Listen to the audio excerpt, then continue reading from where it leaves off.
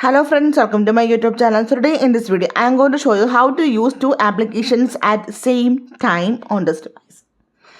Simply go to settings and tap on the option advanced features.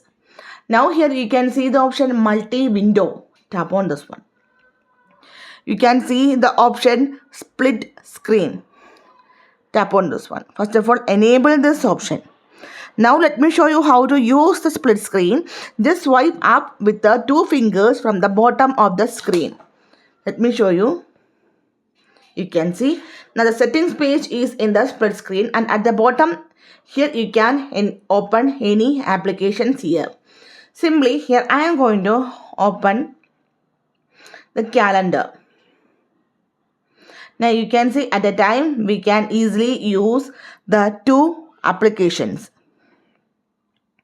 So hope you guys enjoy this video. Thank you for watching. Thank you. Bye.